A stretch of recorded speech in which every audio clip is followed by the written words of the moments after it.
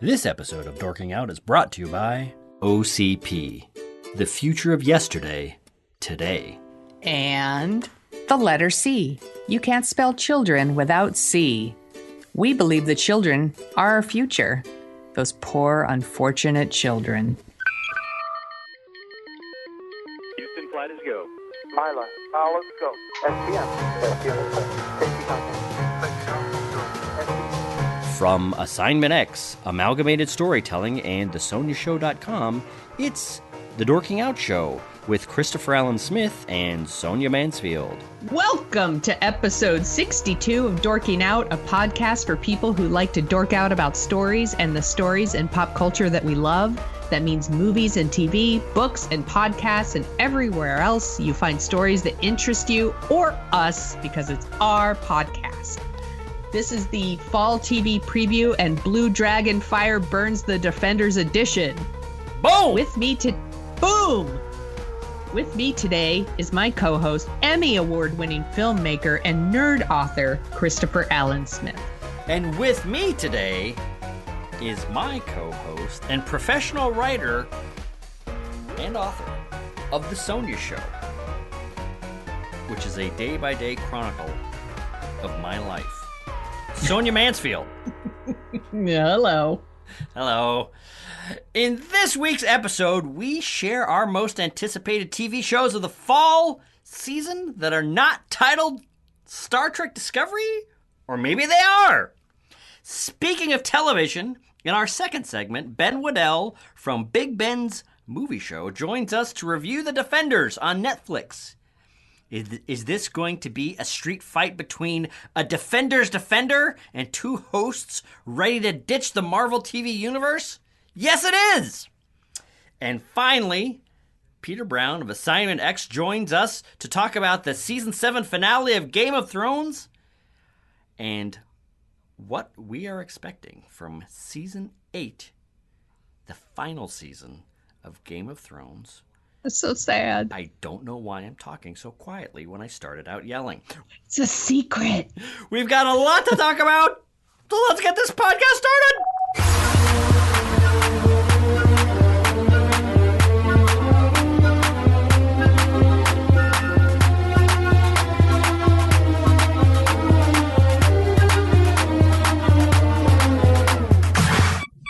Topic 1.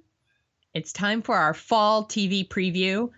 Besides Star Trek Discovery, it feels a little silly to do a fall TV preview anymore. This was a thing that TV critics and entertainment websites always did because the TV season officially started in September and ran through May. That's right, kids. There was a time when the only thing on during the summer months were reruns. But now there are TV shows all year round, but a majority of the broadcast networks still save their really big TV premieres for the fall, so our fall TV preview lives on. We're each going to pick 5 TV shows that we're most excited about this fall, not including Star Trek Discovery, Maybe. Smith. We'll see. Because, of course, we're excited about Star Trek Discovery. So excited, we're going to talk about it in every single episode. That's right. As they air. That's yeah. Kind of like we did for Game of Thrones. We have an announcement coming up on that. That's right. I think I just did announce it. Well, yes, we have a special. Oh, even more announcing. Keep going. Keep trying. You wrote more stuff for me. Okay, so currently you wrote over, but it's more than 500 scripted shows between broadcast TV, cable, premium cable, satellite, AT&T, which owns DirecTV. Everything has a network, and then of course there's like AT&T Netflix. has a network. AT&T has a network. You know, there's a show on the AT&T network that's about a couple that is in a threesome relationship with a chick. That's how deep, dark, and that's how much television is on. You've never heard of that show. This insane show is so weird. Hidden on the people that bring you your telephone. That's what I was just gonna say. It's so weird that what we always think of as our telephone company. That's right. Is a TV show about a threesome. What if 1-800-COLLECT started their own TV show? They might have one. We don't know. Anyway, keep going. So, well, we also have Netflix, Amazon, Hulu. So There's with a lot all of of that, stuff. All right. it's impossible to give a complete picture or even a respectable incomplete picture. So we're just going to pick like the 5 shows that we're most excited about. So why don't you go first, Smith? All right. We're going to have to make this quick. Otherwise, tonight's episode of Dorking Out is going to be 25 hours long. Yeah. Speaking of 25 hours long, Ken Burns. For me, the modern age of television, and actually kind of the modern course of my life, started in the spring of 1990. That's when 2 things hit the airwaves that changed television forever. One was Twin Peaks, and we all know the reverberations of that show that live on until this day. The other is Ken Burns' Civil War series. It was a documentary PBS series that, for my money, is the greatest documentary ever made. I have watched what I Ken Burns remember has when done. we were roommates, you used to watch it all the time. I think you owned it on VHS or something, right? I did. I owned it on VHS. I own it on Blu-ray. I think I even own it like on iTunes or something. Do people still buy shows on iTunes now that I think about it? Anyway,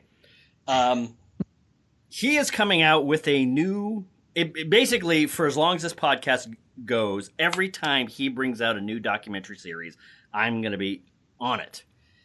In about 3 weeks, September 17th, he is bringing out a documentary series he's been working on, I think, for off and on for 20 years. I could be wrong about that. I believe it's also his longest documentary series, but I could be wrong about that. How long is it? I don't know. I'm going to look. The series is the Vietnam War. It is a comedy. It is. I think this is one of those chunks of history that always kind of gets glossed over, which is, oh yeah, we went to war in Vietnam. There were a lot of protests, but we don't have enough time for the test on this. School's out. See you in the fall. Yes. It's always like the teachers in high school trying to teach the subject. Sometimes they don't even make it much past They're the like, Korean here, watch War. Platoon. And exactly. Now it's time for the end of the school year. That's Goodbye. right. While you're all signing yearbooks. Oh my God, what's his name? While Willem Dafoe gets shot. Anyway, point is, Vietnam War, Ken Burns. I feel like my creative life I've always kept an eye on Ken Burns. He is an unbelievably talented filmmaker in bringing history to real life and showing you great events from a very human perspective. I am crazy excited for this.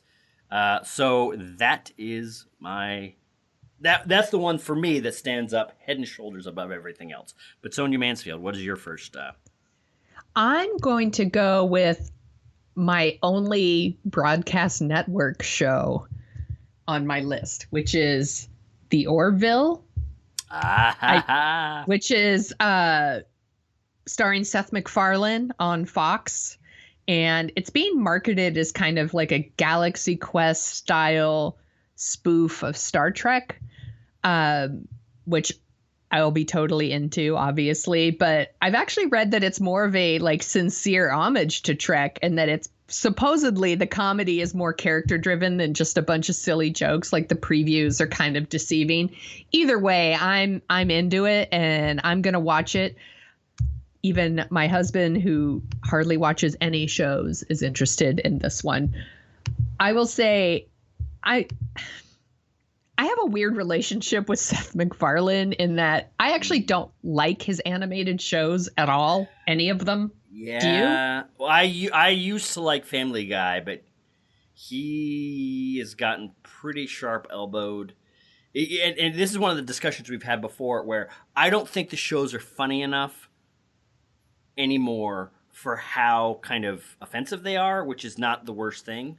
But it's just kind of like, this is not funny enough to pull these jokes off. I I like Seth MacFarlane, but I don't like his shows, and I think that's really weird. I follow him on Twitter. Like if I see him, like, you know, on a talk show or whatever, I was like, oh, like, you know, he seems like a funny guy. Or like my son's really into the movie Sing right now, the animated movie Sing, and he sings in it, and he's got an awesome voice. Like he's a great singer.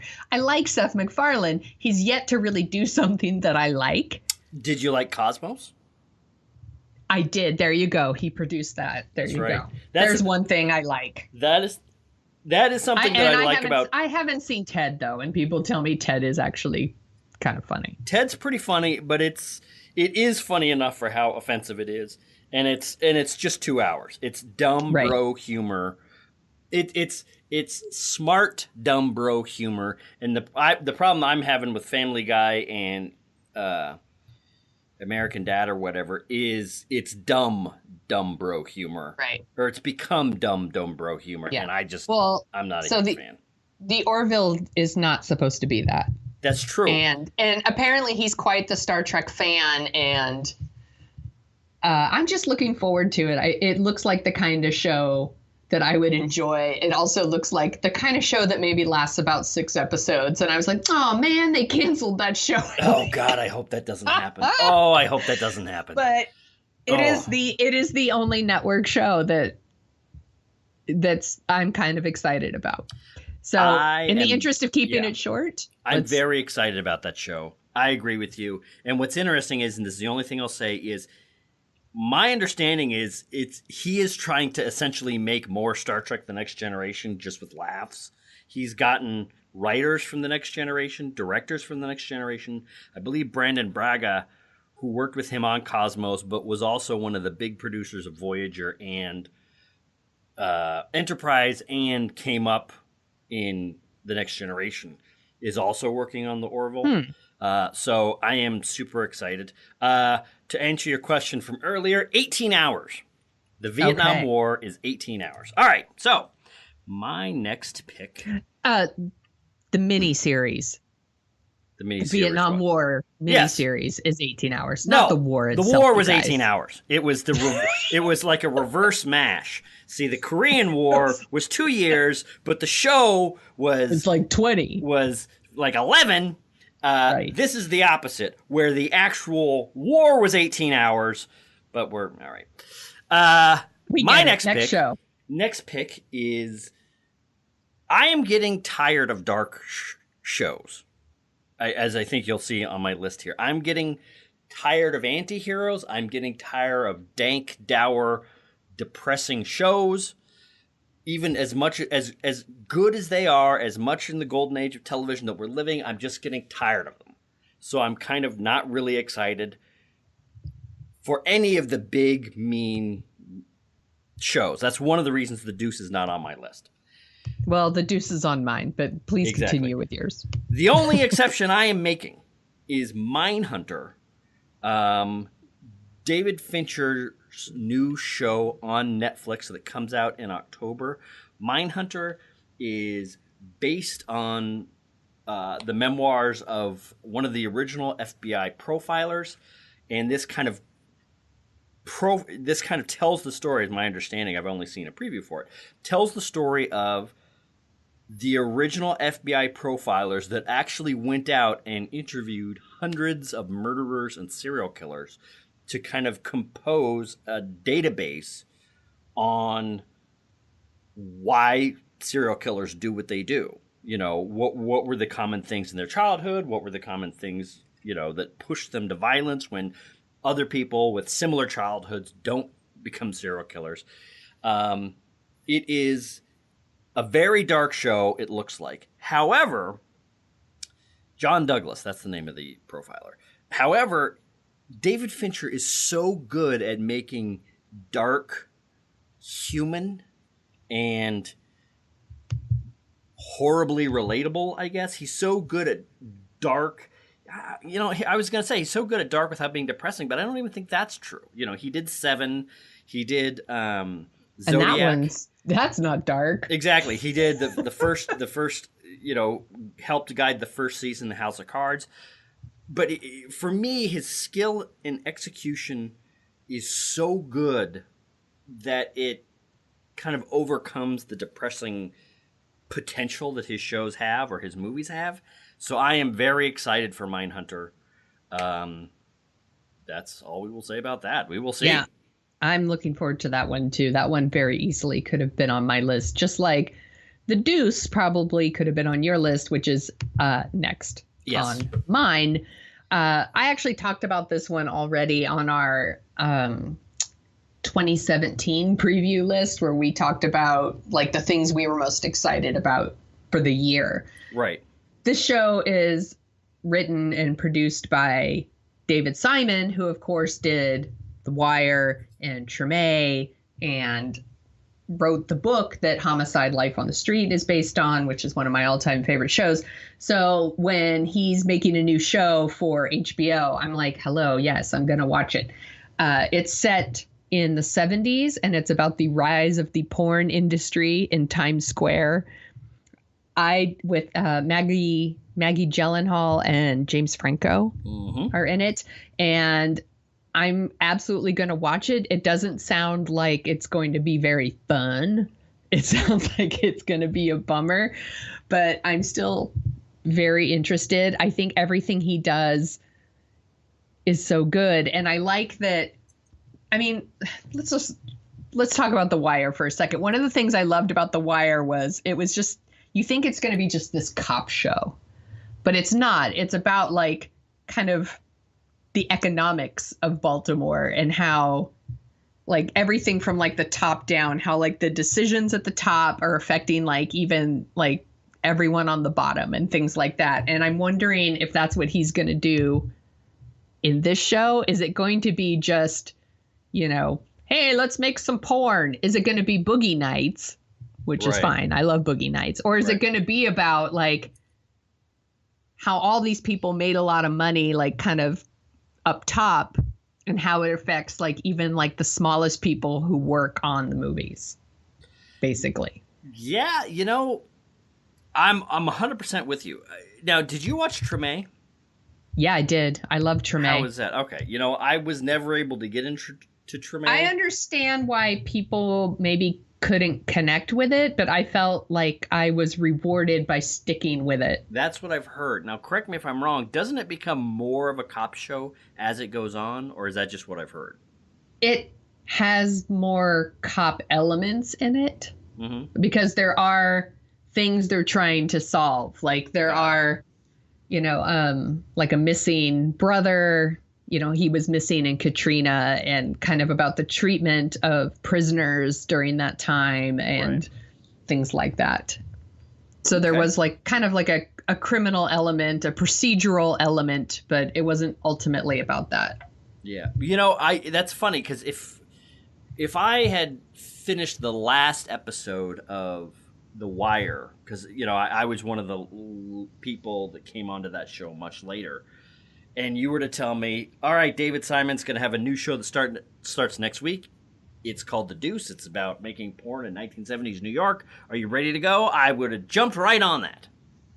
But now it's the first episode, I believe, of The Deuce is live on HBO Go, and I just can't bring myself to watch it right now. I really want to watch it. It's just I had to watch Game of Thrones tonight, so I'll have to watch it later. Yes. So, and that one priorities. September 10th, and you know what? I think I might sit this one out. I think I might wait to hear what the buzz is before I jump in with both feet.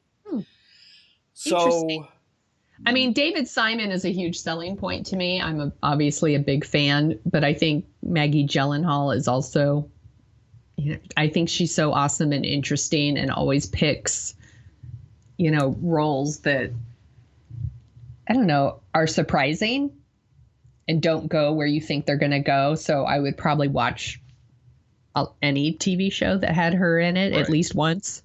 So I'll report back.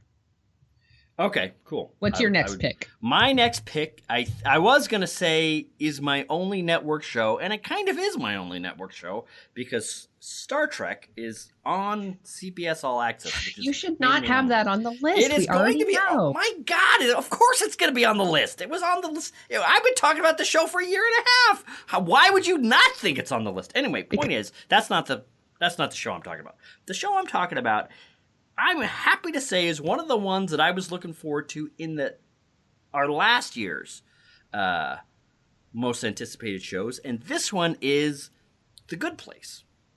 Starring I love The Good Place. Kristen Bell and Ted Danson, and this is, they still make them, they still can do them. I would say Blackish is one of these, Parks and Rec is one of these, which is just a really well made, a really well written network comedy. This is a single camera comedy about a not necessarily super holy, not necessarily super upstanding citizen who gets sent to heaven by mistake. I am not going to say anything else because there's some fantastic surprises in the show, but I really enjoyed The Good Place. It's one of those things where it's like I think I like it more than I consciously like it, because whenever a new episode would pop up on my TiVo, I would jump right on it. Oh, a new Good Place! Boom! I'm gonna watch it before anything else. I think that's one of the things that's kind of interesting about modern. That's how you find out your true favorites. Yeah, modern media making is when you see, in one day I can have 10 different episodes of podcasts come down, or some nights on television I can have 4 or 5 or 6 different shows get recorded, and then it's like, all right, what's your favorite one? Which is why Rick and Morty season 3 apparently is my favorite show on television right now, but it started in the summer, so that's why it's not on this preview. Anyway, point is, The Good Place, it's coming back in about 3 weeks on September 20th. Season 1 is on Netflix now. You should really watch it. It's light, it's fun, but it's not mindless. It's really a nice, fun, enjoyable way to kind of examine human ethics. It's not one of these super hard, overwrought, soul-crushing examinations of the human condition. No, it's very light. It's very light, but it's not weightless, I guess is what I would say. Yes. So, The Good Place. That's my pick. I love The Good Place. I'm happy to see that on your list. I think it was one of my picks last fall, and I think it's probably one of the only broadcast network shows I watch. Right. Yeah. Exactly. Is The Good Place. So what is next on my list? I'm going to go to Top of the Lake, China Girl. Have you watched the first Top of the Lake at all? No, that's one of those shows I've heard, but I haven't gotten to it yet. So Top of the Lake, China Girl is the second season of a show written and directed by Jane Campion, who of course did The Piano. And this is on the Sundance Channel, and it starts September 10th. It stars Elizabeth Moss as a detective who returns to Sydney. She was in the first season, obviously, and she just kind of dives right into this murder investigation. And it's also got Nicole Kidman and Gwendolyn Christie. Oh, yeah. So the first season was excellent. That's Brienne from Game of Thrones, or Captain Phasma. Yes. For you Star Wars The Force Awakens fans. We know there are a few of you. Just a few. I love the first Top of the Lake season. I thought it was so great. And I think Elizabeth Moss is she's awesome. I don't even know what else to say. She's one of those people that when you see she's going to be in something, it's worth paying attention to. She did the first season of Top of the Lake. It's awesome. She did The Handmaid's Tale. It's amazing. And now this. And then, of course, you get someone like Nicole Kidman, and you have to pay attention. Yeah, I'm going to. I didn't know she was in that. Wow, God. So she's in Top of the Lake, and Handmaid's Tale. Handmaid's Tale. Yep. Wow. Holy smokes. She is killing it. She's God, what a role hog. Why don't you right. let some other actresses have some roles, Elizabeth Moss? Don't listen, Elizabeth. Take them all. Get everything you can. You're not their agent. You're your own woman. That's right. All right. My next one is kind of out of left field. I heard about it. I was listening to The Watch, the Ringer podcast, and the head of Showtime was talking about upcoming shows and trying to explain what's going on with Twin Peaks and his decision making and what it was like to greenlight Twin Peaks. More on that in a week or two, because holy balls, that show is, I don't know what. Anyway, point is, one of the shows that he was talking about is a show called Smilf. I've not heard of this. Which at first sounds like a deep cable, it sounds like maybe one of the kinds of shows that apparently AT&T is putting on its network. Or Cinemax. This is sounds like a Skidamax show. Anyway, point is, this is, so I was like, all right, well, let me check that out. And I am really interested in this movie, or in this show, because they don't make a lot of shows like this anymore. It's essentially, from Frankie Shaw, and it's just a comedic look about a 20-something mother who lives in South Boston and trying to get along. It's like a comedy, but you don't see a lot of shows about just regular working class people trying to make it through their lives, where they're not cops or firefighters right. or lawyers or nurses, or you know what I mean? This is or one of the usual suspects. Why is it called Smilf? I get the MILF part. Single. Oh, sorry. Did I miss that okay. part? No, it took me a while too. I thought it might have been something else. That's half the reason I went on a little deep dive. Is did I hear that guy right? Smilf? What is that? And then I dove a little bit in. Oh, it's like that. Oh, that's what it is. And then let me look at the preview. Oh, wait, this is looking actually pretty funny. This could be a show. Showtime has a very spotty record with me. They have a lot of times their first seasons will be good or be very promising, and then they'll just kind of nosedive in. Oh yes, are you talking about Homeland? I'm talking about Homeland. I'm talking about the L word. I'm talking about I don't even know. I'm talking about nearly every show they've ever produced. Ray Donovan. I've heard Ray. That's the other thing. I've heard Ray Donovan. That's taken a. I was actually kind of saving up Ray Donovan, and one of these days I'll get at it. But apparently, from what I'm hearing now, don't even bother. Anyway, point is, Smilf. It could be just a shot in the dark. It could be that I just keyed on this, and it's like, hey, it's just a different type of show.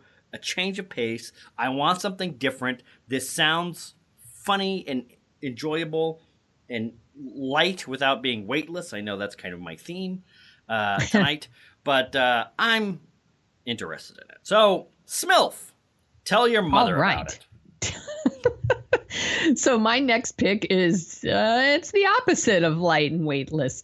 I'm going to go with a show that's coming on Netflix in November called Alias Grace, which is, speaking of The Handmaid's Tale, based on the book by Margaret Atwood. It's a 6-hour miniseries based on a true story. It's a historical fiction is what they're calling it. And it's adapted by Atwood and Sarah Polley and directed by Mary Harron. I hope I'm pronouncing her last name right. She directed I Shot Andy Warhol and American Psycho. And it's about this poor young Irish immigrant who in Upper Canada who, along with the stable hand, is convicted of these brutal murderers. Murderers. She's the worst murderer in 20 years. All right. In 1843. And I don't know why, but I'm into it. I will totally watch this. I'm sure a super bummer. Wow. But how many of these Alias? Yeah, I've barely heard of. Wow. I was just poking around for stuff. And when I read this one, I was like, yeah, Yeah, I'm totally going to watch that one. I'm like, this is the kind of thing I will absolutely watch. You know what? Let me know how it is. If it's good, I'll give it a try. If it's not good, I'm enough murder. I have to say, I'm not shy anymore. If like a show fails me after the first episode, unless I'm being forced to watch it for this podcast, I will bail. More on that later. That's true. What's your next pick? My next pick is Star Trek Discovery. Come on! Oh Jesus! What? Oh Jesus! What show is that? I haven't heard of it. Here's what we're gonna do. Instead of talking about Star Trek Discovery, we're gonna argue about why it's on my list. That's what we're gonna do with the time. We're gonna be talking about why would this not be on my list, Sonia? Why would that possibly be an option? Because just like we didn't put The Last Jedi on our fall movie preview. It's like, duh, of course we're excited about that one. No, you know what? Everybody's excited about that one. Let's introduce them to something that maybe I don't care about they introducing. hadn't heard These of are my since favorites. the girl who put the season 2 of Stranger Things on her list. Yeah, exactly. Don't you point your fingers at me. Star Trek is the most important television show of my lifetime. It was my first favorite television show. Discovery is coming out September 24th. I am just very excited about it. It takes place 10 years before the adventures of Kirk and Spock and all that. Not a lot more is known about it. But you know what? So I will just leave it there because apparently Sonia thinks everybody knows everything about everything. Anyway. Yes, I do. What I am going to do is I'm going to announce we are going to be watching every episode and doing a status check on every episode of Discovery with legendary Star Trek author Jeff Bond. This is very exciting. And another guest who shall be named later. So we are so what's going to happen is we're going to... Is the other guest me? Yes, maybe sometimes, but that's not the one. The other guest is not you necessarily, and it's not me necessarily. We're going to have 4 people on some of these. Right. But most of the time, it's going to be Jeff and this other person, or maybe just Jeff telling us what he thinks, because what he thinks is so much smarter than anything that I've ever said before. True. And finally, we can agree on something. And probably anything that you've said before. I don't know. I haven't been listening. Doubtful. Point is, we are very excited for this show. We're very excited for... that's something that we're going to be trying to do more of on Dorking Out is drill down deeper on shows and stories that we're really liking. Sonia, this fall, is actually going to have to do some reading because I believe we're going to be having some segments on books. Good luck with that. Sonia is now learning about this as you are listening. Let's hear what she has to say. Good luck with trying to get me to read in a timely fashion. Speaking of which, what is your last television show that you're looking forward to for fall 2017? I did put Stranger Things season 2 on here, but I actually think I'm going to swap it out here at the last second because everybody already knows about that. Snap. And I'm going to go with a documentary that's going to be on Hulu called Too Funny to Fail.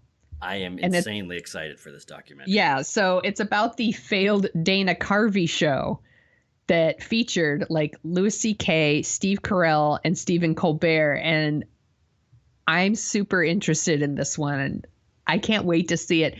I'm fascinated at the idea of how all these people who are so talented and so funny could create something that doesn't work. Now, I remember watching the show and actually quite liking it. So I really think it probably has more to do with maybe people weren't ready for what they were seeing. I think that might be what's going on. But I'm looking forward to that one. I think it's going to be really good. And so I put it on my list. I also wanted to throw out there that Hulu's doing another show called I Love You. It's doing a show called I Love You, America with Sarah Silverman. Have you heard of this one? I have not.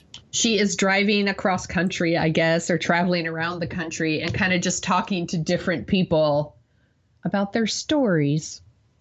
Okay. And I love Sarah Silverman, so I will at least watch the first episode. All right. I could go for that. I do think there needs to be a lot more cross communication from different parts of America. I think that's what she's exactly trying to do. She's trying to show that, like, you know, that it's not all red and blue. Like, we all have things we all have stories. Yeah. And I'm interested. I definitely need to do that. I do another podcast called NorCal News Now. I produce it, at least. And we just put out an episode with Congressman John Garamendi. He's a Democrat, where we did an interview. And when we posted it to Facebook, we got an interesting reaction. Some of which were, whenever you start talking about politics on Facebook, I mean, you can imagine what you find. Right. And some of it was, I don't agree with this person, but they sound sane. And some of it was like, I do not understand humans that think like this. Like, I really don't get it. Like, who communicates like this?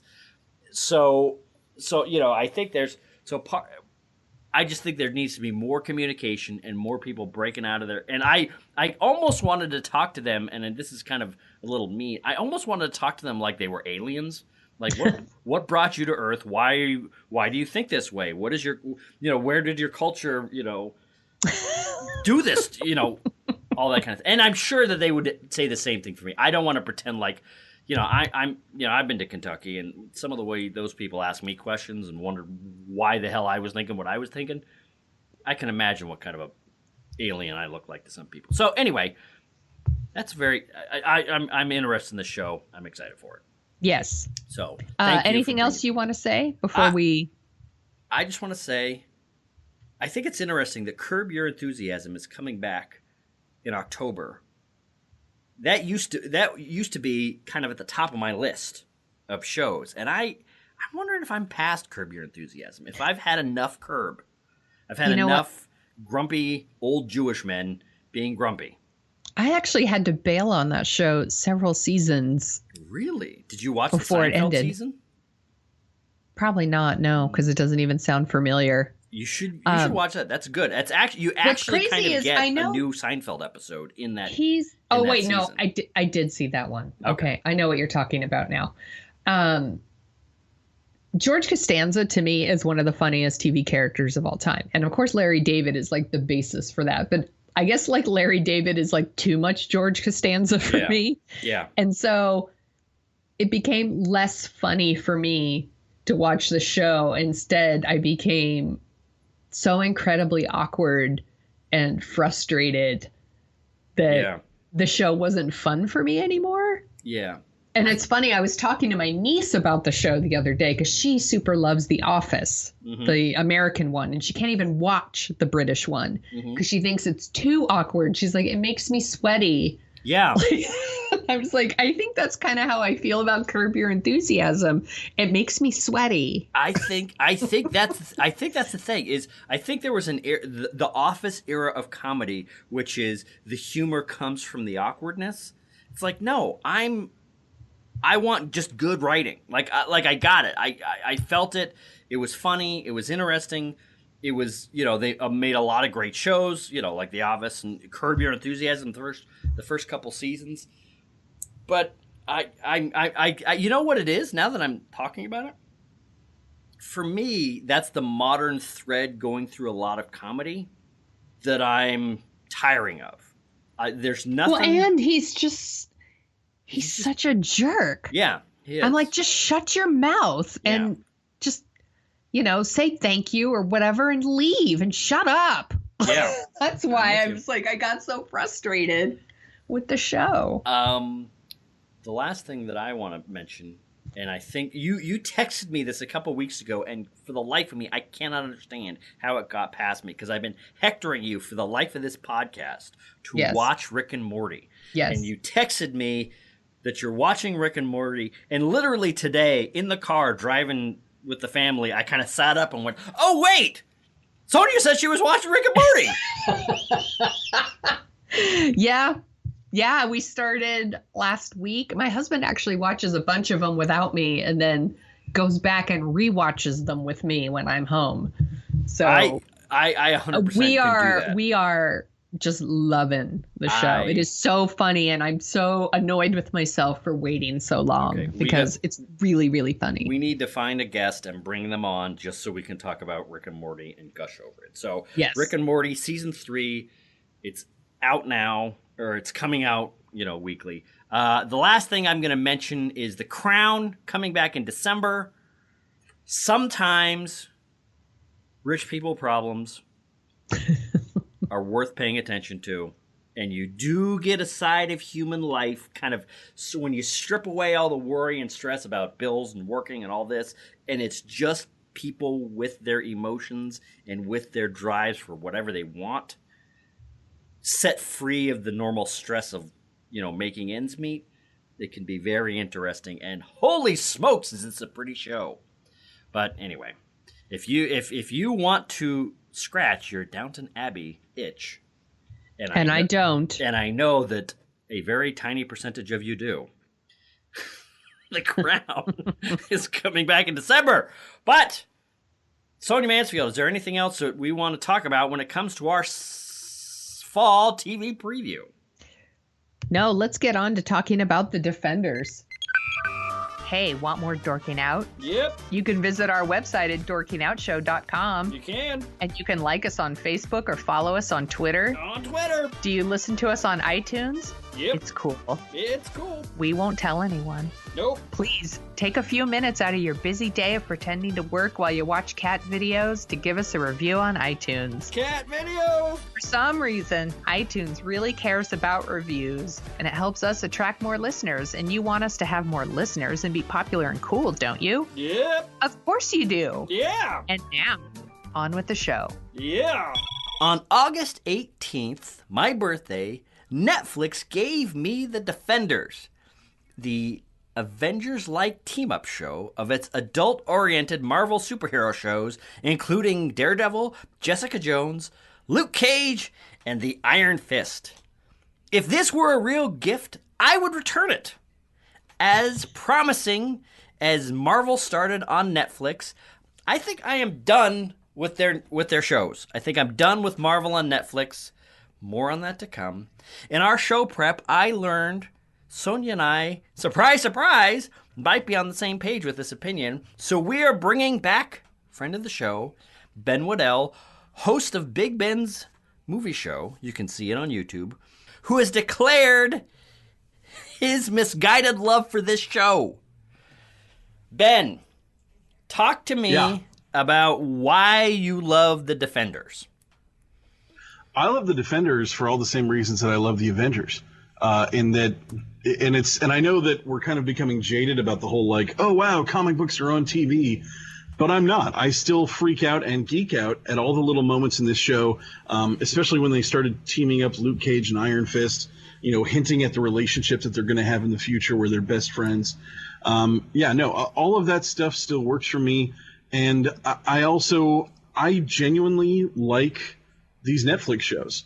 In fact, to me, this show, The Defenders, was the most similar to season 2 of Daredevil in terms of its action beats, in terms of its flow. There was a lot more action. It had a lot faster pace to it, especially with having to follow 4 different storylines through a lot of the show. I digged it. I dug the whole thing, and I really liked watching 4 superheroes go beat the crap out of a bunch of ninjas. I don't see anything wrong with that. You make a good case. If you were to tell my 15-year-old self, this is a show about superpowered people beating up ninjas, I would be right there at the front of the line. But, Sonia Mansfield, why don't you talk about your feelings for The Defenders? Well, what did you think? Let me start by saying I'm not giving up on Netflix Marvel shows, so I wouldn't go that far. I have only watched Jessica Jones and Luke Cage. I freely admit that if I watched all 4 of these shows, maybe I would enjoy The Defenders more. But to me, it felt like this show is maybe a second season of Iron Fist, and I haven't seen Iron Fist, nor do I care to be honest. This is not selling me on Iron Fist at all. Oh yeah, So- this is better than Iron Fist. So if you didn't like this, you're clear of Iron Fist. Sweet Christmas. I hope this is better than Iron Fist. It's a lot better than Iron Fist. Iron Fist is the lone misstep to me in all of the Netflix Marvel series. It was supposed to be very kung fu movie like, and it was, to the point that it a lot of the time just was dumb, and was yeah. Although I mean, and the other thing that really ruined it, the fight scenes in Daredevil are better than the fight scenes in Iron Fist. Well, so on the Defenders, there's no way for people to get in on the show if you haven't watched. I felt like, as someone who hasn't watched all 4, there was no way for me to really connect with the show. Like, there was a lot of stuff going on that I was like, well, who's that? What's this? Yeah. You know, I don't understand what's happening. And that's on me because I haven't watched all 4. But I also feel like they really should have gave us like just a little bit of a primer of maybe who some of these people are and what their stories are. I felt like we didn't get that. And so I spend a lot of time trying to fill in the blanks. And I think because of that, like a lot of really big, like key things are getting past me, or they don't seem like a big deal to me, but they are a big deal. Like, it's supposed to be a big deal that Elektra's back from the dead, right? I mean, yes and no. It was basically kind of foretold at the end of season 2 of Daredevil. So for the people that have been watching all of them, we already knew it was coming. But I had no idea who she was for like quite a while. Yeah. Because I've never seen Daredevil. So when I'm like, Daredevil who's reveals that he knows her, that was actually a reveal to you. Wow. Okay. Yeah, no, I can see where that might throw you off. I will say, though, that you're graciously taking the blame for not watching all of them. That isn't on you. That is on them. They're supposed to craft that in such a way that it does work, even if you haven't seen them all. That's how I feel. Like, I feel like the show absolutely rewards people for watching all of them. And that's awesome for those people. I'm just not one of those people. And I think it's a lot to ask people to watch 4 different shows. I mean, I would also say that Game of Thrones kind of does the same thing. Whereas, like I have a friend that came on and started watching Game of Thrones with me last season. Oh my God! And she just started watching the show start of season 6, and we have had to do lots of pause and explain. No, no! You don't invite. I don't know this person. I'm sure she's very nice. Don't invite her to your house. Don't do that.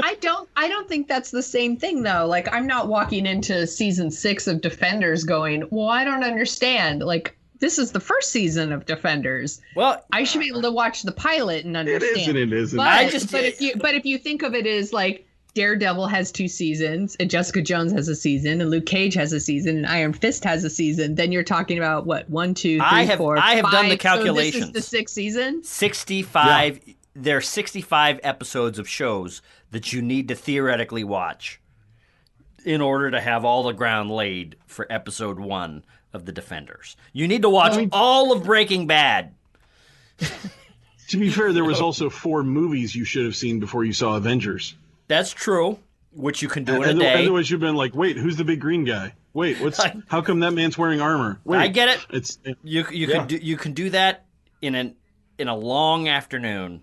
This one is weeks of watching television in order to get it. But let me ask you this: as we're kind of talking this through, I think I figured out. It's funny you say that, but I've binged all of these in about a day and a half every single time they come out. Holy smokes. Sweet. Yeah. All right. Sweet Christmas. Sweet Christmas. I do have to admit, Luke Cage gave me the best swearing that's not swearing expression I think I've ever encountered in my life. Anyway, let me throw this by you. I think I figured out why I don't like it, and this is the reason that I'm divorcing myself from these shows. Are you going to lay out your formula right now? Is that what we're about to hear? Maybe. Okay. All of these shows take place in New York, most of them in Hell's Kitchen. Yes. They're really good. I really liked Daredevil season 1, even though it kind of dragged near the end, and I think that's a problem with a lot of these Marvel shows. Luke Cage definitely had that problem. I wasn't able to make it very far into Daredevil season 2, even though I heard it got better. No, absolutely the opposite. Daredevil season 2 is amazing up until episode 5 or 6 when the Punisher arc is over. And then the Elektra arc is the second half. Yeah, maybe it was just maybe I've only watched 2 episodes then. Yeah. The Punisher arc is great. The Elektra stuff is less great. But here's still the good thing, though. And I think I'm kind of surprised to hear myself say this in this modern age of television, is, one of the things we think about prestige television is, they're as good as movies these days. When it comes to what they do, they can look as good as movies, sound as good as movies, music as good as movies. They've reached movie level, but they really haven't, because all of these shows center on people punching other people, essentially. People punching other people and bad guys missing the hero when they shoot at them. Yes. So they get these shows are keyed up in a kind of, we're going to give you action adventure and lots of excitement, but really it boils down to people in the hallways punching each other. For some reason, all the best fights happen in hallways. There's no car chases. There's no car chases. There's not really any gunfights, because I don't think any of these heroes use guns. There's no plane chases. There's no ski chases. There's all of the things, all of the tools that modern action filmmakers have at their disposal. None of them come into place because they're working with smaller budgets, tighter shooting times, that they just can't lavish that kind of attention on this. So these shows kind of get you excited for something that they never really deliver. And the other thing, so that's one angle. The other angle is Jessica Jones, Matt Murdock, Luke Cage, Iron Fist are all extremely similar characters. They're hardened on the outside. They have people that they love and they just don't want to put them at risk by living this crazy life, and they're just all too cool for school, all, in various ways staring off into the middle distance, regretting the mistakes that they've made and the loved ones that they've lost. And then they have to get talked into go fighting, or, they're just so emo. I just can't. It just drives me crazy. I'm going to poke a big old hole in this right now. Feel free. If we're talking about, crapping on heroes that have lost people, then we shouldn't mention Batman. No, I get it. Or Spider-Man, or Superman. No, I get it. Well, or first Green Lantern, of all, Superman. But here's the thing. Flash. Everybody's parents are dead. But here's the thing. Okay, yeah, let's take Superman. Let's take any of those other things. That is a tiny bit of setup for a 2-hour movie. When by the end of The Defenders, we're 72 hours into the story. And especially with The Defenders, it's when you see Jessica Jones and Luke Cage and Daredevil and the Iron Fist all together, all talking to their respective sidekicks about how much they hurt inside and how regretful they are about going to fight the big bad guy. It's like, I get it. That episode was rough. So I think it's just, and maybe this is just, it could be, maybe this is where I'm hitting my comic book show fatigue, because these episodes look insane. They look fantastic. For as much grief as I was just given the fist fights are some of the best fist fights ever put on film. Oh yeah, they're fantastic. But it's just, I don't know. And let me ask you this, Ben, and I think about it. Mm-hmm. It seems like every one of these shows, with this one, it's Sigourney Weaver, have some big crime lord that spends most of their time yelling at underlings who have failed to kill the good guy. That's it. It's basically, at the same time, that's a standard comic book thing too, though. It is. I mean, I'm wondering if, I think that might be what Marvel and DC kind of get away with by making movies. They take 75 issues of a comic book and boil it down to the best elements of a 2-hour movie every 3 years. when you actually. That's the hard thing about translating these comic books into movies or TV shows, and they actually do translate better into TV shows because comic books are serialized in the same ways TV shows are. So when you're doing a movie that needs to have a big climax or a big ending, you got to remember comic books don't end. Next month there's another one. So whatever giant emotional, like, holy crap, I can't believe that happened. Next month we're going to do something different. We're going to do something else. I mean, there's always another one. So there's Kevin Smith talks about this, is that you're always writing comic books as the middle act. Yeah. You're never finishing it. And because you're never finishing it, you never get to the really do the storytelling that a movie does, where there is a solid ending. Right. You're always doing cliffhangers, or that's why in that respect, I think it actually works better as television than it does as a movie. Yeah. Let me ask you this.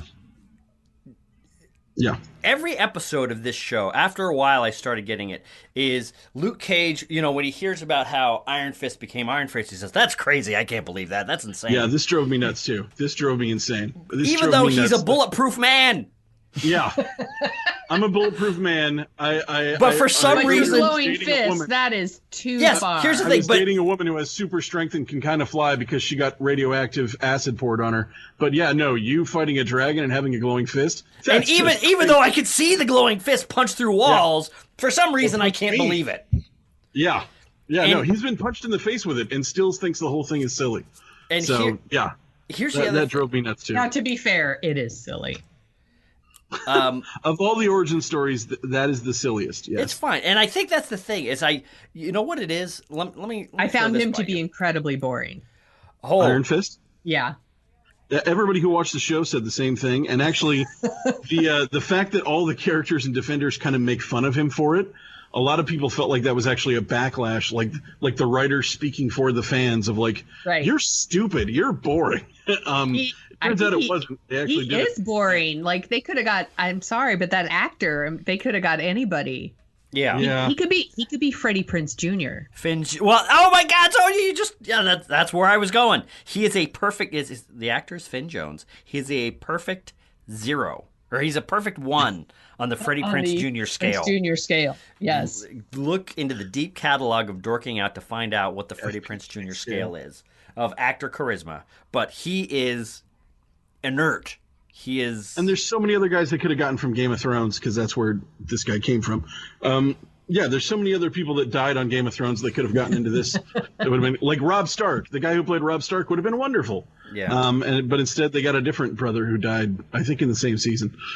So yeah, it's a bummer. Yeah. Or no, he didn't die till season 6. Yeah, I'm just. Anyway. Yeah. Well, let me Here's ask you this. The thing with the show is, like I said, once again, I haven't watched them all, so it doesn't, maybe it's on me, but I'm just very bored when I'm watching the show. When they're not fighting, I don't care. And so I'm sitting here watching it, and I'm only watching it because I have to talk about it on this podcast. Right. And there's a lot of stuff in your house that can take you away from TV. Like, so when a show is boring, that's bad news. Like, it takes all of my strength not to get off the couch and be like, well, I'm going to move the laundry over, or I'm going to run the dishwasher. Like, there's just other things always going on in your house. I'm going to start looking at my phone, and next thing you know, the credits are rolling. Yeah. Oh, no, there's actually TV shows that I watch on a weekly basis where I actively play video games while I'm doing air quotes here, watching the show. Oh, wow. I felt like that become a radio play in my head. So I felt like the show could very easily become that for me when they're not fighting. Like, I'll start playing my Words with Friends turns or something, and next thing you know, the episode's over. Wow. Yeah. So, okay, I guess that is our not ringing endorsement. I mean, here's the thing. I didn't do that while watching The Defenders. While watching The Defenders, I kind of did it old school. I watched it on my actual television, which I very rarely actually watch stuff on my television. It's usually on my computer monitor or on my tablet or something like that. So I sat down in front of my TV with Netflix, and I binged the whole thing. It came out on Friday. I finished it Saturday morning. Wow. Holy moly. How satisfying was that? I like how that's how I binge stuff. So I like how it looks. Yeah. Like, Yeah. I think it looks great. And I mean, in the first couple of episodes in particular, they use like kind of a color palette to show whose Yeah. story they're focusing on that I really thought was very clever and I really enjoyed. So I'm trying to find some positive things here because there are good things here. Like There was pretty colors. there's pretty colors. There were things that were shiny. There was lots of keys being jangled. It was great. I like I those saw a things. kitten at one point. It was wonderful. Yeah, it was great. It was awesome. Their clothes were really snappy. Yeah, well, I think that's the thing is I found this show was different from the other shows. Maybe I don't know. I just thought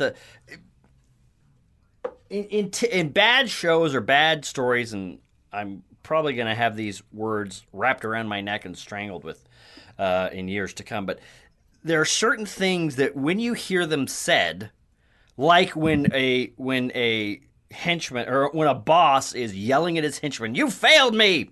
Get me the name of some other hitman or something." Or when the heroes have to go, "Oh my God, this is insane. What's going on? I'll explain it to you later." And then they run off and go do something. That seemed to happen in every single episode. And I found myself watching, Luke Cage or Jessica Jones or Daredevil thinking these actors and these characters are better than this show. I did not find myself thinking that with the Iron Fist. The first season of Daredevil and the season of Jessica Jones are both far better written than this show. What do you think's going on? I think that you're talking about the first two. So those two seasons, Daredevil season 1 and Jessica Jones, were both they took their time. It was a slow burn for both of those seasons. Like, we didn't even see Daredevil really get in and start fighting and doing Daredevil stuff till I think episode 3, maybe 4. So there wasn't like a ton of fighting for a while. They made us wait for it. Right. Same thing with Jessica Jones. They really made us wait to see, wait to get into the Purple Man and wait to get into all the actiony stuff. Whereas Daredevil season 2, Luke Cage and Iron Fist, the action has been right up on Front Street. So on some level, they're more fun. But they're also not as smart and they're not as well written. And it definitely was. It was a downward hill. Like, it peaked at Jessica Jones writing wise, and then it just kind of slowly kept tumbling down the hill. Luke Cage was campy and fun at certain points. Really felt like, and they're really going for genres in each one. Whereas like Daredevil season 1 feels like a mystery, Jessica Jones feels like a kind of an emotional drama. Daredevil season 2 felt like a straight up action movie. Luke Cage felt like a blaxploitation movie at times, and then Iron Fist felt like old school kung fu type stuff. It's as it is. The writing of those has just kind of teetered down. And for me, as I've watched all of them, I liked this because stuff got better. Because Iron Fist was the low point, so Defenders were back up to Daredevil 2 level. So that's good. I'm hoping stuff gets better from here. But as I'm listening to you guys and I'm remembering back to it, I think for me I think Sonia nailed it on the head because I've seen all of them. And because I know these characters from comic books too, there's a far richer experience going on when I'm watching it.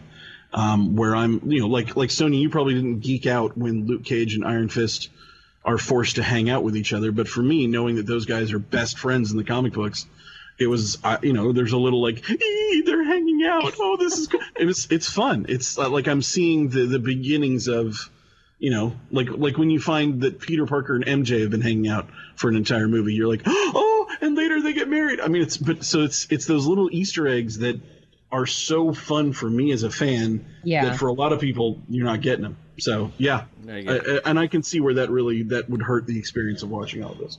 Cool. All right, that's a pretty good way to leave it. I think I could kick around the show a little bit more, but I won't, out of respect for Ben and his commitment. And also, you make some good points. That also helps.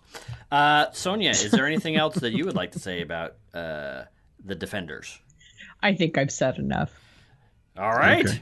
I would also point out before we go, quick thing, Rotten Tomatoes, by the way, The show's got a 75% from critics, 80% from fans. Just saying. Oh, okay, Just saying. I'll take that. But I think we all know, if you look at the other television scores, and I think I've talked about this on the show, their television show scores are artificially high. A lot of shows have 100% bang, bang, bang, bang, bang. So this is almost like this is almost like a cinema score, which is if it's anything less than an A, forget it. It's a movie. I should also point out the critic 75%. Is actually different than the average rating, which is 6.5. So the critics are actually giving it a 65% out of 100, but because 75% of them have given it a favorable review, so that's how the tomato meter works. Which is kind of weird. Which I think we will talk about the tomato meter, perhaps with Ben in an upcoming episode. It's something to talk about because it's very misleading at times. So it is. But for now, we are on to Game of Thrones. And that brings us to my favorite part of the show, the part where we talk about Game of Thrones. It is the season 7, episode 7 season finale with our guest, Peter Brown from Assignment X. Hello, Peter. Hello. Hey, buddy. And Smith is actually going to join us this time. Thanks for getting your priorities straight finally. That's nice right. of you to show up. Yeah, nice of you to join us for once. The eclipse is over. It was underwhelming and slightly disappointing, but it's done now, and I'm back to talk about a fake television show with people that don't exist. Yay! So I wrote a recap for everybody. Good. I like your recaps. Better than you. Smith's. Well, Thank you. I do plagiarism on all mine, so it's all right. No, I actually wrote this one, and we should warn people. Hey, we're going to talk about spoilers, FYI. So here we go. The dueling queens, Daenerys and Cersei, get together for a little chat, maybe about putting their differences aside and fighting the undead together. Cersei's reluctant, to say the least. But then after a very tense heart-to-heart with Tyrion, she agrees. Of course, Cersei's a lying liar. She tells Jaime that she plans to just sit it out and wait and see who wins in the fight between good and evil, and she'll just fight the winner. Jaime says, I'm out. Also, Theon Greyjoy finally grows a pair and decides to try and free his sister from his uncle's prison. Bronn tells Sam that the luckiest bastard ever, Jon Snow, isn't really a bastard. He's not Ned Stark's bastard son, but really the rightful heir to the Iron Throne. Meanwhile, Jon Snow is currently having sex with his aunt Daenerys. Hot! Littlefinger finally gets what he deserves, his throat slit, after the Stark sisters confront him of all of his misdeeds. Oh, and the Night King flies an undead dragon to the wall and destroys it, and now the undead are marching right on through. Wow, I think that's just spoiler after spoiler after spoiler. You really cut right to it. Well, we're going to talk about the episode. That's People true. want to know what happens, right? That's true. Well, you got That's it. what a recap. I'm sorry, should have just said Cersei. Cersei and Daenerys have differences. Jon has a tough decision to make. Theon Greyjoy sets out on a new mission. The end. The end. Meanwhile, the Night King has sprung his trap. The Night King makes a decision. Meanwhile, the Night King gets a new pet. That's right. See, these recaps rate themselves. All right, So I'm easy. sorry. So, Peter, let's start with you. Your fan fiction is becoming a reality. Yeah. Obviously we all saw it coming. They had the goo eyes for each other for Yes. the last couple episodes, so not really a shocker that they were getting it on. I'm sure this will lead to Daenerys, don't call her Dany, getting pregnant because they keep dragging us into that hole of, I can't have kids. And then they'll have, she'll get pregnant in time to learn that they're related is probably what's going to happen now. And that'll create a whole bunch of problems, I guess. Or maybe they'll just throw up their hands and be like, we don't care. Well, I don't know. It seems to me in the world of Game of Thrones, incest is not really a deal breaker. I was thinking when I was watching it, I was like, I wondered, as the huge news was going on about, Bran and Samwell were talking about that Jon is indeed the proper heir to the throne, since he isn't a bastard at all, but his real name is Aegon. Aegon, is that right? Aegon Yeah, Targaryen. I think so. Yeah. And Rhaegar didn't rape Ned Stark's sister, but they were actually in love. Like, I was thinking, like, now that it's been spelled out for, like, the casual viewers, like, they, that it's right in their face. Like, I wonder how many of them were like, oh my God, oh, he's sleeping with his aunt. What all of us, like, all of us have been like, well, yeah, he's gonna get with his aunt. We know that. So, but I'm like, he's gonna get with his viewer, aunt. I wonder, what their reactions are now, because. Well, to be fair, his aunt is smoking hot. Yeah. By the way, speaking of Samwell, I love the little moment between Sam and Bronn where he like walks in and he's like, hey, how are you? Basically. And Bronn's like, I'm the three-eyed raven. And Sam's like, oh. And then like, I don't really know what that is. Like, one of the things I've always loved about Samwell is how he is the stand-in for the audience. Mm-hmm. Like, he really does react, I think, very often as like a normal person would react in these situations. And that, I mean, I just laughed out loud when he's like, oh. I thought that this episode was interesting because it was almost like a throwback episode. Because they had so many like conversations going on and like about the past and their past interactions. I mean, we had the Bronn, Tyrion, Podrick conversation. We had Brienne and the Hound. There was a huge conversation between Cersei and Tyrion, and then Jon and Theon also talked. It was like they had just kind of decided that this episode was going to be the one where let's take stock of all the bad stuff that's happened to us over the years, and let's get some closure from it. And, I love that scene with Brienne and the Hound too. Yeah, It's totally like, hey, I thought you were dead. Not yet. That's cool. Like, yeah. Well, I thought the one with Arya and Sansa on the battlements when they were remembering their father and everything was just that was a good one. Very touching.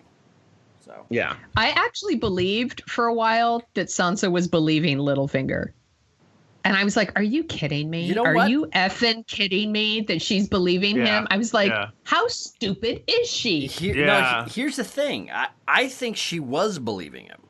I think she was falling into the trap until he gave that little speech, and she stepped back and started thinking through everything Arya had done, but also everything Littlefinger had done, and then realized, oh my God!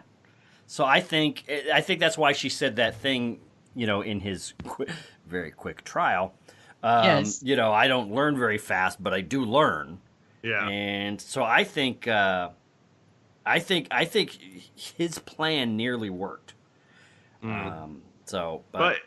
As Sonia and I discussed last week, that was kind of one of the moments of frustration for me because of that whole fact of why is she so stupid? Why is she listening to him after everything she's already learned about him? And I was like, I hope he sold her to Ramsay Bolton. Yeah, exactly. Like, he shouldn't even be in Winterfell. Like, he should be dead. I loved when they were like, oh, you betrayed our father and had him killed, and he was like, how do you know that? And Bran's like, you said you shouldn't trust anybody. He just had come up with the exact quote that he gave him in season 1. Right. I love that. That was awesome. Yeah. So holy smokes, is this show sticking the landing? I think. Well, actually, let me ask you this: what do you guys think of episode 6, the last episode? Where apparently Westeros went from the size of, I don't know, the continent of the United States to the size of Rhode Island and back again. Because they were moving around. I mean, there were whole seasons where, Jaime and Brienne were walking all over Westeros and back, and it took 7 or 8 episodes, it seemed like, for them to get anywhere.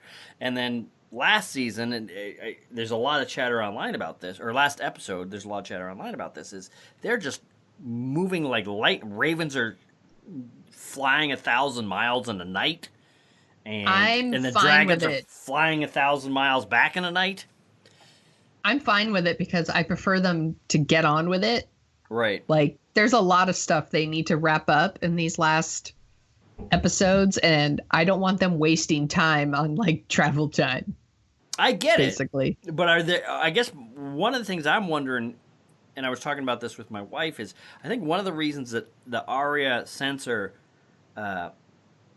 storyline is maybe a little frustrating, or kind of like I can't really believe believes that Arya is going to do this, or go, is because we only have 1 or 2 or 3 scenes spread over 2 episodes to kind of get that take them from sisters who are blissfully happy to be reunited to maybe they're going to try to kill each other. And I don't know. I'm just wondering if it's, there's probably a half a season at the pace that they were telling the story in tonight's episode. They told enough story that could fill up half a season from, if they were still telling it at the same pace of season 2. But I don't know. Perhaps it's just. I guess it is just you. All right. Well, fine. Good. No, because I'm fine with it. Yeah, I don't mind. I think we were led to believe that some time had passed between, like, them being on that rock and like the raven flying and Daenerys with the dragons, because right. I think if I remember right, they're like very, very frosted over by the time she gets there. Like they've been in the cold for a long time. So, right. I think they just didn't show kind of like night passing or anything. It just seemed like it was like all right after each other. Well, yeah, but even if it was a day between each and the next, it's super quick. But let me ask you this. Having said that, this is the question I was meaning to get to. Is this show sticking the landing? Is this show giving us kind of what we've been hoping for, the payoff that we've spent 7, soon to be 8 seasons waiting for, where the themes of the powerful getting to ride roughshod over the weak, the people free of ethics get to ride roughshod over the people that actually believe in words, as John was saying tonight.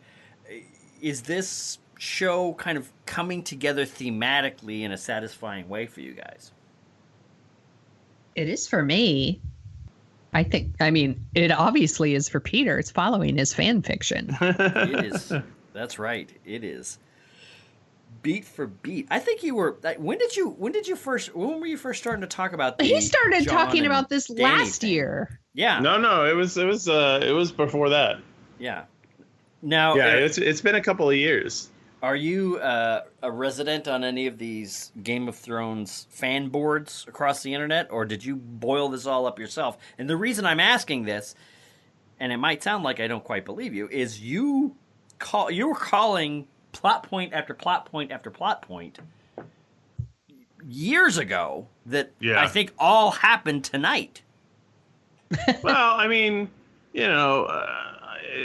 guess you can kind of see kind of how this would kind of come together. I guess it's not like it's a hard plot line to kind of come up with, that the 2 most popular characters and the 2 heroes of the show are going to come together at some point. So that's kind of I didn't exactly know that it was going to come together exactly how I said, but I don't know. I just kind of figured that's kind of what would happen. That's kind of what I hoped would happen, and now that it's coming together, it's kind of nice to see. Here's what I should. What did you think? What did you think about the three-eyed raven? Oh. I have no idea what that means. What did you guys think about Tyrion like hanging out in the hallway while Jon and Don't Call Her Danny were like, what was that? What was that look? Like, what is he? Like his guts were getting ripped out. Like, is he like she's making another bad decision, or? I think. I was actually listening as we were preparing for this podcast to the Ringer's Twitter live broadcast of their Game of Thrones after show, and they were talking about how everyone that meets Dany falls in love with her, and it could just be that he loves her, that he's I was wondering he likes her a lot, and he knows he can never be with her, but he's not watching other people be with her. You know what I mean? But Right. now he's watching, oh, the guy that's finally going to sweep her off her feet there he is, and now I got to listen to it outside the door in the hallway of this stupid ship that I'm stuck on while she's having fun Right. with. She's going to, no, actually, you know what? I'm not going to be that crass. Anyway. I also noticed while they were talking in King's Landing that Jorah Mormont also kind of gave Jon Snow kind of an eye or two, like, oh, you're going after her, because you know that he's in love with her too. So Yeah. Right. Does the show end with one of them killing Jon Snow? Well, let's talk about that, because I was almost a hero to my family when earlier today I called Cersei killing Jaime rather than what a lot of people are expecting is Jaime killing Cersei. There was a moment tonight where it looked like, oh my God, she's gonna murder him right now. Smith and I talked about this off mic, like before we started recording. I really thought she was gonna kill Jaime. Like, there was, to me, it seemed story-wise, there was no way that they're going to have these two moments where, like, both brothers are standing in front of her at some point and saying, like, just do it, just kill me. Right. And, like, she lets Tyrion live, but then Jaime says it and then she kills him. Like, she kills the brother that you think she absolutely wouldn't kill. Which, but she didn't, but... Well, I really thought she was going to. Like, I had my hands up, like, around my mouth, like, oh! Let me ask you this, because I think this is a mark of maybe them being too nice to the audience or giving the audience too much of what it wants. Because one of the hallmarks of this show is we will not just surprise you, but we will truly, deeply shock you. Like with things like the Red Wedding or the Purple Wedding or whatever, where one of the things that George R. R. Martin likes to do is subvert fairy tale and fantasy, traditional fairy tale and fantasy storytelling by killing off the hero or whatever. And here, it's almost developed its own stereotype of, at the moment that you don't expect a character to get killed, that's the moment they're going to buy it, kind of from out of left field. And it seemed like she would have... You know, everybody's expecting Jaime to kill Cersei at some point in some poetic, killing the Mad Queen kind of thing. I still think that's going to happen, yeah. Yeah, but her killing him seems like a more Game of Thrones turn, which is because she did figure it out. And she's also been telegraphing her distrust of him. So it seemed like the perfect moment to execute that, but they didn't. But let me ask you this, and this is the thing that I find confusing. She just lets him walk out of the castle and take off? I can't believe she would do that. Yeah, what was that about? Yeah, I actually wondered that too. You're right, and a lot of people have been complaining that Game of Thrones has lost kind of that edge that it had to it, where you never expect to see Ned Stark, who is, by all intents the main character at that point in the first season, get beheaded, and right. You don't expect the good guys who are winning the battle at the Red Wedding to all die. Right. So it no longer has that. So a lot of people have been complaining that the show is no longer have that edge. Well, that's what Peter and I just talked about that last week about, like, are all these characters unkillable at this point? Like, are they always just going to be safe until the final episode? I hope not, but I think tonight showed that, basically no one got killed last week, really.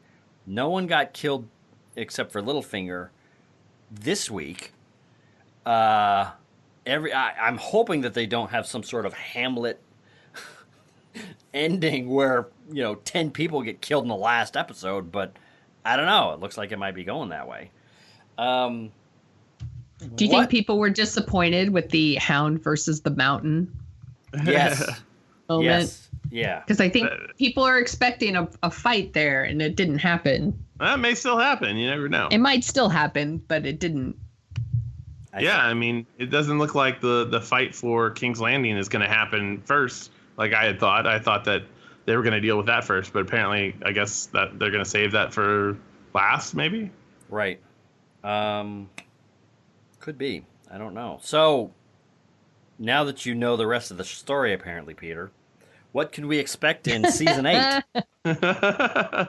I don't know. They've thrown some wrenches into the story that I thought was, how I thought it was going to go down. So I thought that this season was going to be all about taking King's Landing and taking out Cersei, and then the last season was going to be more about the White Walkers. But they dealt as much with the White Walkers as they did with Cersei in this season. So I don't know if they're going to continue to do that next season or what. But I don't know. Would you say that this was almost a placeholding season? In a little bit, I would say that's probably true. I think it did kind of advance kind of where we all needed to go in the show and how and for the ending to happen, whatever that ending might be. And so I would say that's a fair assessment to say that this season has been kind of more of a placeholder. I've read a lot of criticism about the last 2 or 3 episodes saying that exact same thing, and that they thought the first couple episodes of the season were much better because they were kind of at least doing something. Right. I actually felt like every episode of this season rewarded you for watching all the other seasons. And sometimes it was hard. It was hard to watch, because it is so cruel to its characters that you care about. And I felt like this season just rewarded you for your patience. Yeah, I agree. After I after personally episode. agree with you. Yeah, I agree with you, Sonia. And from my perspective, I agree with what you just said. Definitely that you've been rewarded, and that they're paying a lot of fan service for all those years of watching. And I'm fine with that. A lot of people aren't, but I'm fine with it. Yeah, no, I am. I'm really excited for the conclusion, and then sad for the conclusion too. What did you guys think of Theron Greyjoy? Oh, yes. Deciding at the last second that he needs to grow a hair and save his sister. You know what? I don't really care. I think it's too little, too late for a Theon redemption arc, and so I didn't care. I was like, just get to the next segment because I don't care. Yeah. How many times did we have to watch that guy kick him where his balls used to be? Before, we're like, yes, we get it. There's nothing there. We get it. Yeah. I don't know. I kind of like that part, just because it's kind of like he's won the thing that everybody seems to think of as his weakness finally becomes his strength. Right. But I could not care less. I'm trying to think of a story thread in any show that I've loved that I care about less than Theon at this point. How many episodes ago did she get kidnapped or taken? And now it's just, who cares? Who cares? Right. Who cares? Also, can I say, I think Braun's kind of a Bran, not Braun. Bran, the three-eyed raven. Right. He's kind of a jerk. How so? He's Well, definitely weird. He knows everything that's happened. Right. He knows everything that's going on. It's like, how about you start cluing some people in? Exactly. Like, couldn't you tell Jon, hey, you're gonna be marooned on a rock surrounded by undead? Well, I think he might just have to watch out for that. I think he did tell Sansa what she needed to know. She kind of filled him in about all the stuff he saw with Ned, and I think that's how he was quoting Littlefinger. Well, yeah, so he kind of the whole sure trial didn't wait came long from enough. him. What was that? Waited long enough. Yeah, I guess, Well, I'm going to let Arya threaten to cut off her face, and then I'll chime in with what really happened. Wow, he is a little bit, to make a Watchmen reference, he is a little bit of Dr. Manhattan, where he's so powerful and so all-seeing that he starts to get disconnected from the real world because he's just lost in this greater level of understanding. That makes sense. But, yeah. So before we end it, Smith, what do you think's going to happen in season 8? How do you think it all ends? How do you guys think it all ends? Here's the thing. I still like that zombie Joffrey comes back and rules Westeros. Wouldn't that be awesome? wouldn't people See, I think out? Jon Snow is gonna die, You're not alone. but that Dany and her baby they're gonna rule. Yeah. I almost suspect that Jon, even if he lives, he doesn't want to sit on the Iron Throne. He doesn't want this. And he understands what Dany is, that she can be a different kind of ruler. I don't think he wants to be a ruler. I don't think he wants any of this headache, you know. But all that being said, the way that I like to watch shows usually is not to try to outsmart it or outthink it. I just want to kind of let the storytellers tell their story, and then if I'm liking it, that's great. I find that I've had too much frustration and irritation trying to project into the future of movies or in the future of a show. Oh, I don't care. I don't care if it ends the way I'm saying it's going to end. Right. I'm just throwing around ideas for my own amusement. I am content to let them tell whatever story they're going to tell and let it wash over. Boring. What do you think, Peter? You know what? I'm a little bit with Smith. I think. Boring. I think Sonia, what do you I'm think? Happy. I'll be happy with however it ends. I think I'll be more happy, or happier if certain things go the way that I want them to. But however it ends, I'll be okay. I think it'll probably just be sad that it's over. Yeah, me too. Yeah, I can already feel that sadness coming. A zombie Joffrey would be pretty sweet. Holy smokes, would it? Oh, wouldn't that be great? Can you imagine if season 8 opens with zombie Joffrey walking over the wall? People would, oh my God, they would go nuts. So that's where we put a pin in season 7 of Game of Thrones, although we might revisit this on a very close episode. More on that perhaps later, but maybe not. Maybe this is a tease for something that will never come. This was really fun, and I'm super glad that you came on every week, Peter. Thank you. Yeah. Oh yeah, I've had a great time. I love talking about it right after watching it. It's something I don't get to do. Me too. Often, so, now get the hell out. I'll see you next year, everybody. Sonia. You know nothing, Chris Smith. And goodbye. Bye.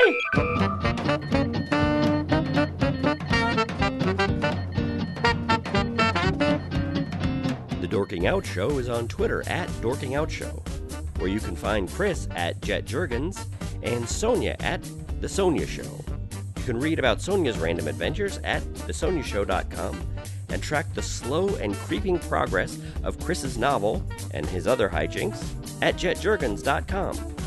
You can find out more about The Dorking Out Show at dorkingoutshow.com. While you're over there, you can support us by giving us a review on iTunes. We have a handy-dandy iTunes link to whisk you right back to 2007, where you can leave your review and 5-star rating in iTunes. We'd do it for your podcast. Want to dork out even more? Well, you can sign up for our newsletter, where you'll get all the headlines we use as fuel for the show. That's it for this week. Thanks for listening.